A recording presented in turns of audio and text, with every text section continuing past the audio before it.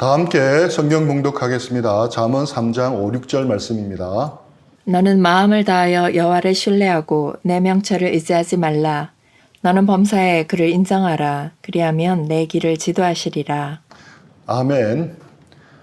프랑스의 철학자 장폴 샤르트르는 인생은 B와 D 사이에 있는 C다 라는 수수께끼 같은 말을 남겼습니다. birth, 탄생과 death, 죽음 사이에 있는 choice, 선택이라는 것이 바로 인생이라는 것입니다. 이 사람과 계속 만나는 것이 맞는지, 헤어져야 하는 것이 하나님의 뜻인지 매일 마음이 요동치고 있지는 않습니까? 더 늦기 전에 대학원에 가야 할지, 아니면 그냥 직장에서 만족하며 살아야 할지, 아니면 이직을 시도해야 할지 하나님의 응답만 기다리다 시간만 흘려보내고 있지는 않습니까? 인생이라는 거대한 선택지 앞에서 하나님의 뜻이라는 말이 우리를 자유롭게 할 때도 있지만 그렇지 않은 경우도 있습니다. 오히려 우리를 꼼짝 못하게 만드는 무거운 짐이 되어버린 경우들이 우리에게 자주 있습니다.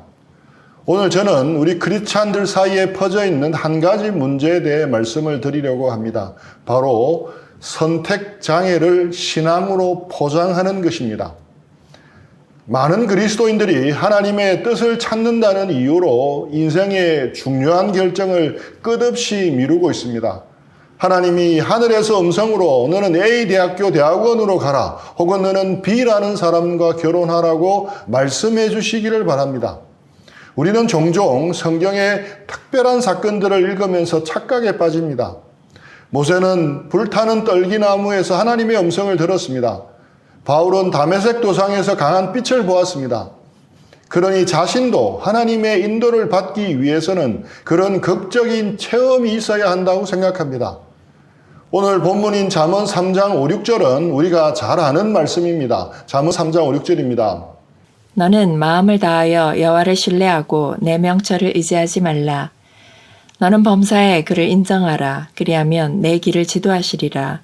많은 사람들이 이 말씀을 이렇게 해석합니다.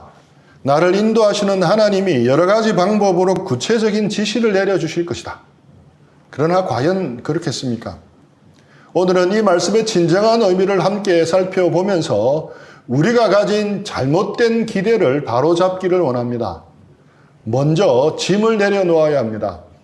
우리가 하는 결정마다 하나님의 특별한 인도하심을 받아야 한다는 부담을 내려놓으라는 것입니다. 먼저 우리는 본문을 정확히 이해해야 합니다. 내 길을 지도하시리라는 말씀에서 지도하다는 히브리어는 야사르입니다. 이 단어의 의미는 GPS처럼 300m 앞에서 좌회전하세요라는 식으로 구체적으로 지시한다는 뜻이 아닙니다. 야사르는 평탄하게 하다, 곧게 하다는 의미입니다. 즉 하나님이 우리가 가는 길을 평탄하게 만들어 주신다는 것입니다. 울퉁불퉁한 길을 고속도로처럼 만들어 주신다는 것이지 우리 대신 운전대를 잡고 핸들을 돌려주신다는 뜻이 아닙니다. 이 지점에서 많은 분들이 이런 질문을 합니다. 그런데 목사님, 구약의 다윗은 그렇지 않았지 않습니까? 다윗은 전쟁할 때마다 하나님께 구체적으로 물어보고 구체적인 답을 받지 않았습니까? 아주 좋은 질문입니다.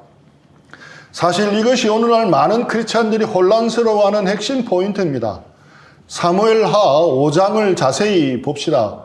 다윗이 왕이 된 직후 블레셋 사람들이 쳐들어옵니다. 사무엘하 5장 19절 말씀입니다.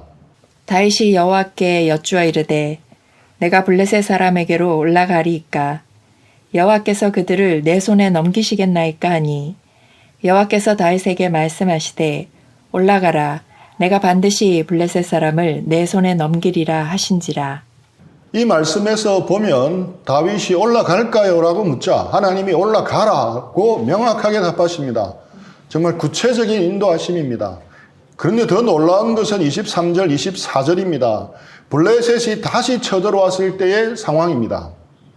다윗이 여호와께 여쭈니 이르시되 올라가지 말고 그들 뒤로 돌아서 뽕나무 숲을 맞은편에서 그들을 기습하되 뽕나무 꼭대기에서 걸음 걷는 소리가 들리거든 곧 공격하라. 그때 여호와가 너보다 앞서 나아가서 블레셋 군대를 치리라 하신지라. 이번에는 하나님께서 더 세밀하게 작전을 지시합니다. 언제 어디서 어떤 신호를 기다리고 언제 공격할지까지 다 알려주셨습니다. 그렇다면 하나님을 믿는 우리도 동일하게 이런 구체적이고 세밀한 인도하심을 기대해야 하지 않겠습니까? 여러분은 어떻게 생각합니까? 여기서 우리가 놓치지 말아야 할 중요한 포인트가 있습니다. 첫째, 이것은 다윗의 개인적인 일이 아니었습니다. 하나님의 백성 이스라엘의 운명이 걸린 전쟁이었습니다. 다윗은 하나님이 세우신 왕으로서 하나님의 백성을 지키는 특별한 사명을 받았습니다. 둘째, 이것은 구약시대의 특별한 계시 방식이었습니다. 그 당시에는 성경이 완성되지 않았습니다. 또한 성령이 모든 믿는 자에게 내주하지 않으셨습니다. 그랬기에 하나님은 선지자나 왕, 제사장 같은 특별한 직분자들을 통해서 자신의 뜻을 나타내셨습니다. 셋째, 이것이 가장 중요한 포인트인데 다윗도 모든 일에 대해서 이런 직접적인 지시를 받은 것이 아니라는 것입니다. 생각해 보십시오. 다윗이 아침마다 무엇을 먹을지 하나님께 물어보았겠습니까? 하나님, 오늘은 토스트에다가 잼을 발라 먹을까요? 아니면 그냥 가볍게 프로테인을 타서 마실까요?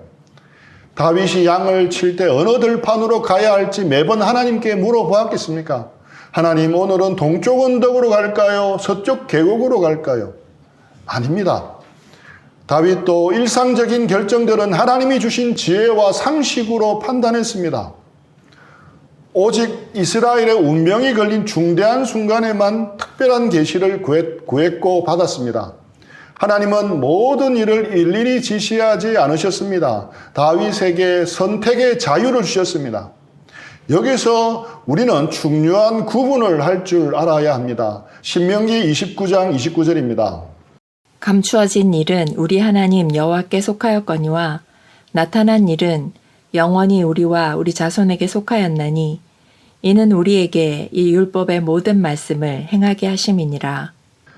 바로 감추어진 뜻과 나타난 뜻의 차이입니다. 하나님의 감추어진 뜻은 하나님만 아시는 비밀한 뜻입니다. 내가 언제 어디서 태어날지, 언제 죽을지, 내일 무슨 일이 일어날지, 감추어진 일은 우리 하나님 여호와께 속하였거니와 이것은 하나님만 아십니다. 반면에 하나님의 나타난 뜻은 성경에 분명히 계시된 뜻입니다. 거룩하게 살라, 정직하라, 이웃을 사랑하라, 복음을 전하라. 이것은 누구나 알 수 있도록 명확하게 기록되어 있습니다. 이렇게 명확하게 기록해 주신 목적이 무엇입니까? 나타난 일은 영원히 우리와 우리 자손에게 속하였나니 이는 우리에게 이 율법의 모든 말씀을 행하게 하기 위함입니다. 그런데 오늘날 많은 그리스도인들의 문제는 무엇입니까? 하나님이 감추어 두신 뜻을 알려고 하면서 정작 분명하게 드러내어 계시해 주신 뜻은 무시한다는 것입니다.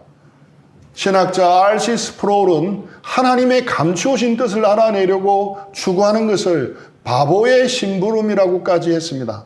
즉 하나님의 감추어진 뜻은 비밀로 하시는 것인데 이것을 알려고 노력하는 것은 바보짓이라는 것입니다. 다윗도 하나님의 특별한 지시가 없을 때는 하나님의 계시된 뜻, 즉 율법과 지혜를 따라 살았습니다. 우리도 마찬가지입니다. 하나님은 우리에게 성경을 주셨고 성령을 주셨고 지혜를 주셨습니다. 이것으로 충분합니다. 어느 30대 초반의 직장인 형제가 있었습니다. 이 형제는 두 회사에 동시에 합격 통보를 받았습니다. A라는 회사는 대기업으로 안정적이었지만 야근이 많았고 B라는 회사는 스타트업이었지만 비전이 있었습니다. 이 형제는 6개월 동안 기도를 했습니다. 하나님, A 기업입니까? B 기업입니까? 말씀해 주세요. 새벽 기도, 금식 기도, 철야 기도. 그런데 하나님은 침묵하셨습니다. 결국 어떻게 됐는지 아십니까? 6개월을 기다리던 두 회사 모두 더 이상 기다릴 수 없다며 채용을 취소했습니다. 이 형제는 하나님의 뜻을 찾는다고 하다가 두 기회를 다 놓쳐버렸습니다. 하나님은 그렇게 기도하는데도 왜 침묵하셨겠습니까? 왜냐하면 하나님은 이 형제에게 판단할 수 있는 지혜를 이미 주셨기 때문입니다. 여러분은 이것이 하나님을 의뢰하는 믿음이라고 생각합니까? 아닙니다. 이것은 두려움입니다. 잘못된 결정을 하면 어떻게 될까 하는 두려움입니다. 그 두려움 때문에 선택 결정하기 두려워서 하나님의 뜻이라는 거룩한 포장지로 자신의 우유부단함을 감춘 것입니다. 제가 전에 말씀드린 케빈 더영 목사님의 책 제목을 다시 한번 말씀드립니다. 한글로 번역된 책 제목은 왜 우리는 하나님의 인도를 바르게 받아야 하는가입니다. 그런데 영어 제목은 전혀 다릅니다. 영어 번역이 훨씬 더 직관적입니다. Just do something. 그냥 하십시오. 왜 이렇게 제목을 지었는지 아십니까? 오늘날 너무 많은 그리스도인들이 하나님의 뜻을 찾는다는 명목으로 아무것도 하지 않고 있기 때문입니다. 그들은 하나님이 내비게이션처럼 300m 앞에 좌회전, 다음 신호등에서 우회전이라고 말씀해 주시기를 기다립니다. 그러나 하나님은 우리의 내비게이션이 아닙니다. 하나님은 우리의 아버지이십니다. 어떤 아버지가 대학생 자녀에게 오늘 점심은 김치찌개를 먹어라, 저녁은 7시 15분에 먹되 반드시 집에서 먹으라고 지시를 합니까? 아닙니다. 좋은 아버지는 큰 원칙을 가르칩니다. 건강하게 먹어라, 돈을 낭비하지 마라, 감사하며 먹어라. 그리고 그 안에서 자녀가 자유롭게 선택하도록 합니다. 하나님도 마찬가지입니다. 하나님은 우리에게 큰 원칙을 주셨습니다. 이미 계시된 성경 말씀에서 하나님의 뜻을 분명히 보여주셨습니다. 우리는 그 안에서 지혜롭게 판단하고 결정하면 됩니다. 그 안에서 자유롭게 결정하는 것을 하나님은 원하십니다. 내가 하는 모든 결정마다 하나님의 특별한 인도하심을 받아야 한다는 부담을 내려놓으라는 것입니다. 하나님은 우리에게 결코 그런 짐을 지우지 않으셨습니다. 그러니 쓸데없는 짐을 내려놓고 하나님이 주신 자유를 누르십시오. 하나님은 우리에게 선택의 자유를 주셨습니다. 바울은 결혼, 여기서는 재혼에 대해서 이렇게 말씀합니다. 고린도전서 7장 39절입니다. 아내는 그 남편이 살아있는 동안에 매여 있다가 남편이 죽으면 자유로워 자기 뜻대로 시집갈 것이나 주 안에서만 할 것이니라. 재혼을 원하면 재혼하되 자기 뜻대로, 즉 자기가 원하는 사람과 결혼하라고 합니다. 자유를 주신 겁니다. 단지 조건이 있습니다. 주 안에서만, 즉 믿는 사람과만 결혼하라는 것입니다. 이것이 하나님의 방식입니다.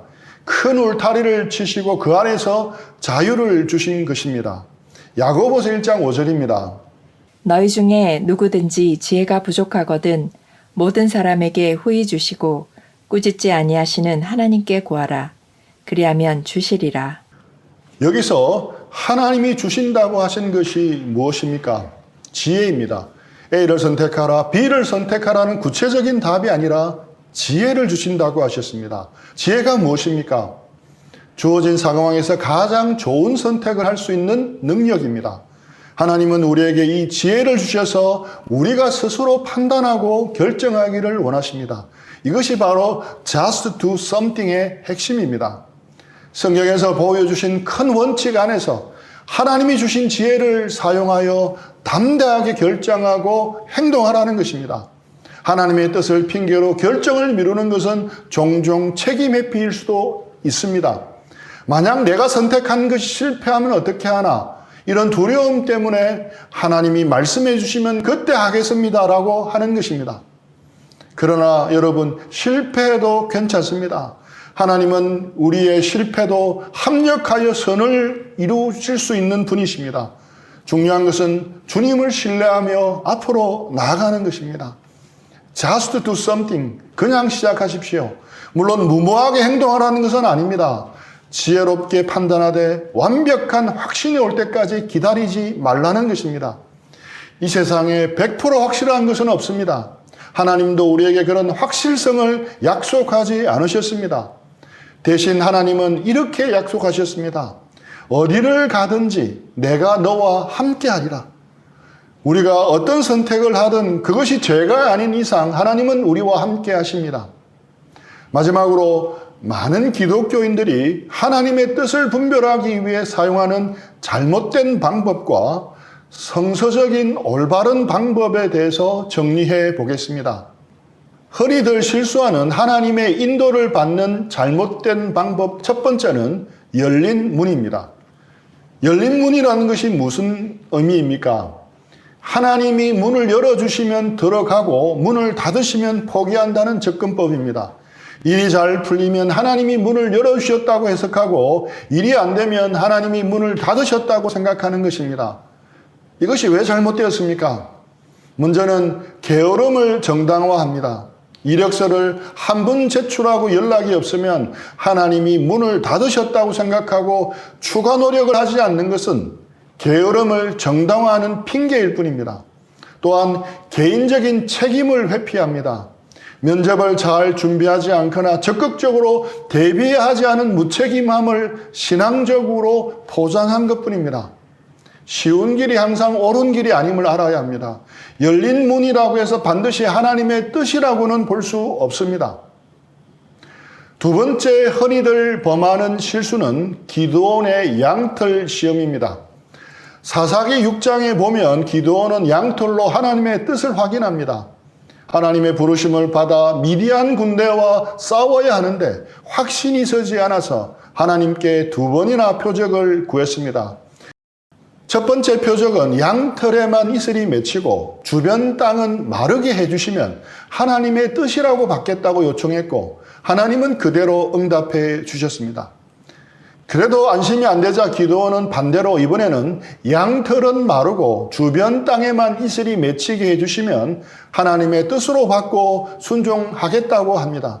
하나님은 그대로 응답해 주셨습니다.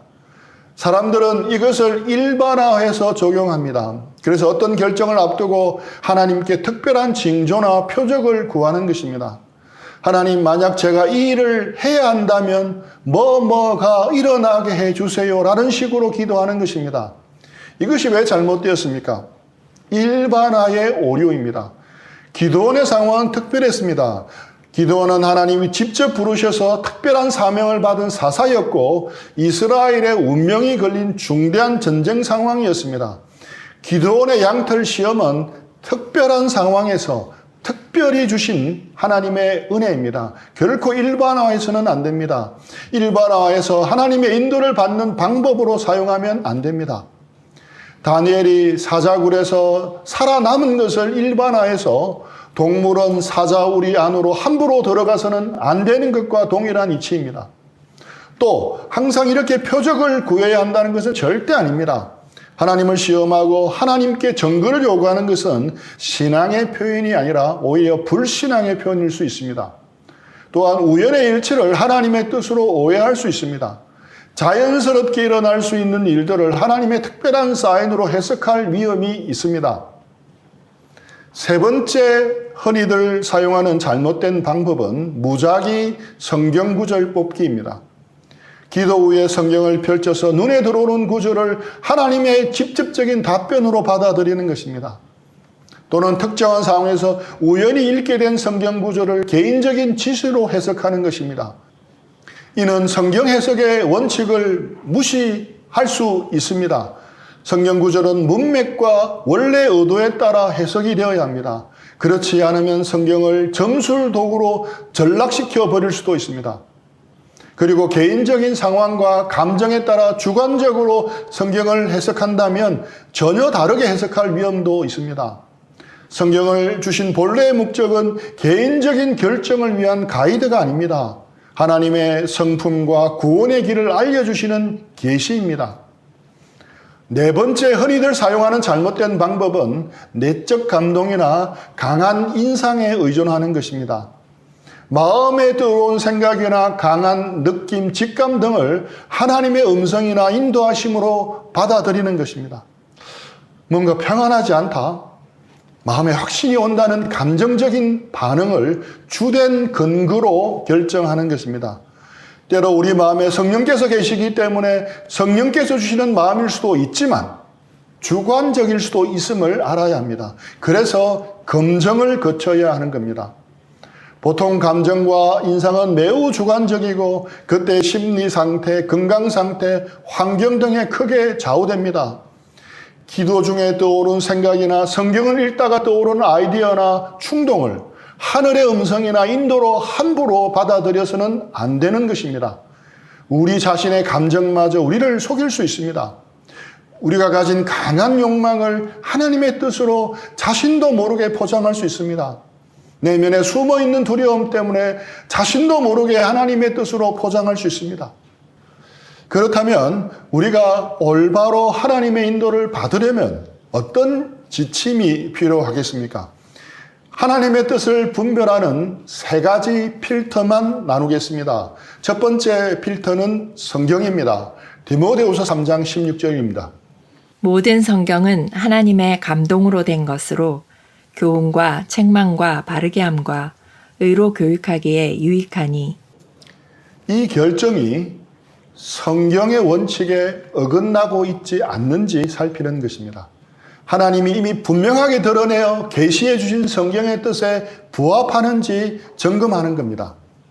예를 들어 불신자와 결혼하는 것, 부정직한 방법으로 돈을 버는 것, 나의 유익을 위해서 남에게 피해를 주는 것 등등, 이런 것들은 성경의 필터를 통과하지 못합니다. 이 필터에 걸리면 무조건 멈추어야 하는데 많은 경우 그렇지 못합니다. 자기 욕망 때문에 순종하지 못해서 그렇습니다. 이런 경우 생각이 복잡해지고 스스로 힘들어지는 경우가 다반사입니다. 우리는 하나님의 말씀에서 분명히 보여주신 것에 대해서는 분명하게 순종해야 합니다. 둘째, 상담의 필터입니다. 잠언 11장 14절입니다. 지략이 없으면 백성이 망하여도 지략이 많으면 평안을 누리느니라. 목사님, 믿음의 선배들, 필요하면 그 분야의 전문가들에게 조언을 구하십시오. 지략이 많으면 평안을 누립니다. 혼자서 판단하지 마십시오. 특히 인생의 중대한 결정일수록 여러 사람의 지혜를 모으십시오. 셋째, 기도의 필터입니다. 기도는 답을 받기 위한 수단이 아닙니다.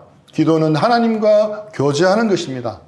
기도하면서 우리의 마음이 정결해지고 동기가 순수해지고 하나님의 성품을 닮아갑니다. 그 과정에서 지혜로운 판단을 할 수 있게 됩니다. 기도할 때 특별한 음성이나 환상을 기대하지 마십시오.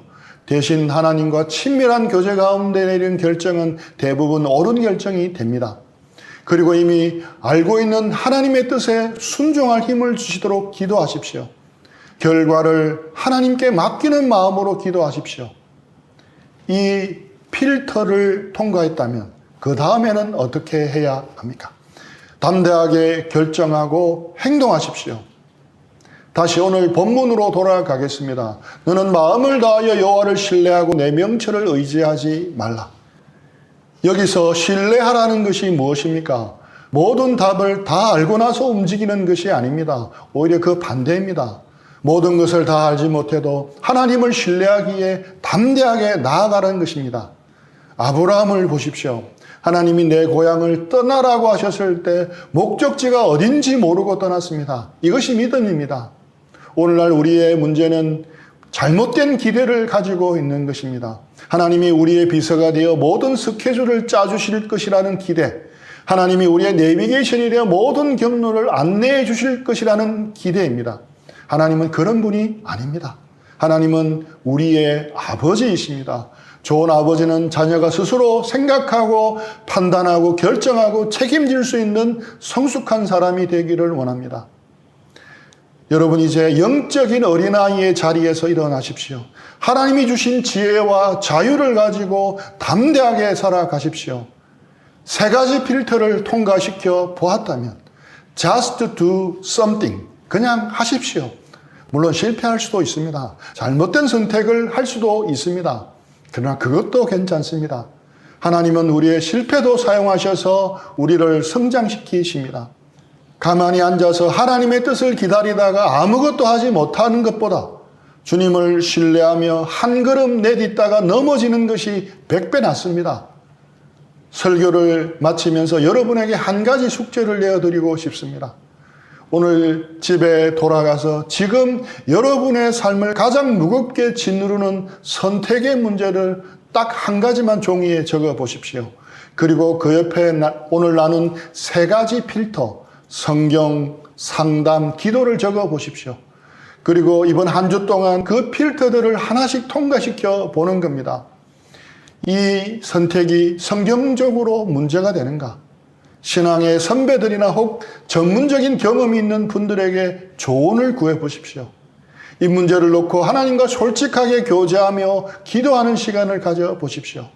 그리고 세 가지 필터를 다 통과했다면 just do something, 그냥 선택하고 해 나가면 됩니다. 세상 끝날까지 함께 하시는 선하신 하나님이 우리를 인도해 주시리라 믿습니다. 주님, 저는 더 이상 두려움 뒤에 숨지 않겠습니다. 하나님의 뜻이라는 핑계로 제 게으름과 우유부단함을 포장하지 않겠습니다. 주님이 이미 보여주신 길을 담대하게 걸어가겠습니다. 이런 믿음의 사람들 다 되기를 축복합니다. 올바르게 하나님의 인도하심을 누리는 우리 모두가 되기를 축복합니다. 우리 들은 말씀 생각하면서 잠시 기도하고 적용하는 시간들 가지겠습니다.